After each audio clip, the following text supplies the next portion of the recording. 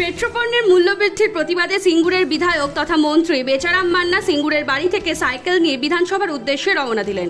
আজ সকালে হুগলি জেলার সিঙ্গুরের বিধায়ক তথা পশ্চিমবঙ্গের সরকারের শ্রম দপ্তরের মন্ত্রী বেচারাম মান্না রান্নার গ্যাস, পেট্রোল, ডিজেলের অস্বাভাবিক মূল্যবৃদ্ধির প্রতিবাদে তথা জনসাধারণের অর্থ লুটতরাজের প্রতিবাদে সিঙ্গুরের রতনপুর থেকে সাইকেল চালিয়ে বিধানসভায় গেলেন।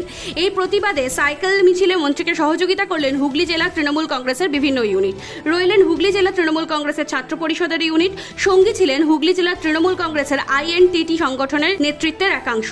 বিধানসভা পর্যন্ত এই প্রতিবাদ সাইকেল মিছিলেই হবে। হাওড়া তৃণমূল কংগ্রেস সংগঠনের নেতৃত্ব যোগদান করবে এই সাইকেল মিছিলে।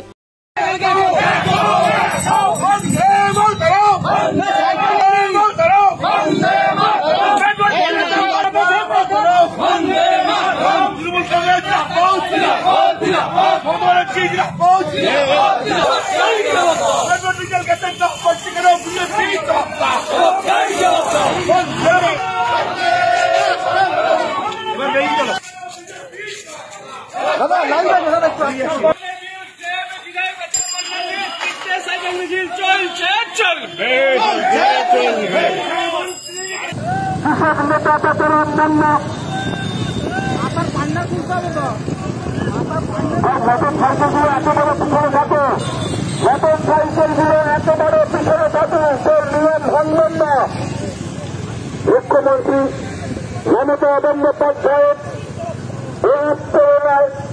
রাজ্যের মাননীয় মানব সরকারের মাননীয় শ্রমমন্ত্রী বেচারাম মান্না তার নিজের রতনপুরের বাড়ি থেকে সাইকেল চেপে বিধানসভার বাজেট অধিবেশনে যোগ দিতে পেরেছেন।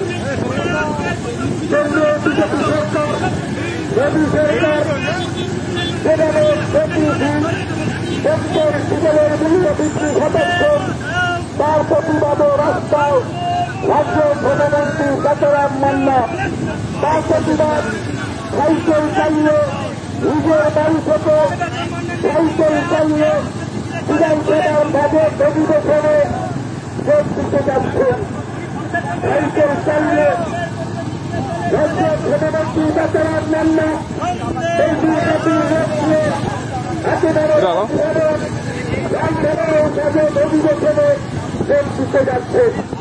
কেন্দ্রীয় দলীয় বিজেপি সরকার, বিজেপির সরকার প্রতিদিন যেভাবে পেট্রোল ডিজেলের গ্যাসের মূল্য বৃদ্ধি ঘটাচ্ছে তার প্রতিবাদে রাস্তায় সাইকেল চালিয়ে বেচারাম মান্না বিধানসভার বাজেট অধিবেশনে যোগ দিচ্ছেন। রাজ্যের শ্রমমন্ত্রী বেচারাম মান্না তার নিজের বাড়ি থেকে সাইকেল চালিয়ে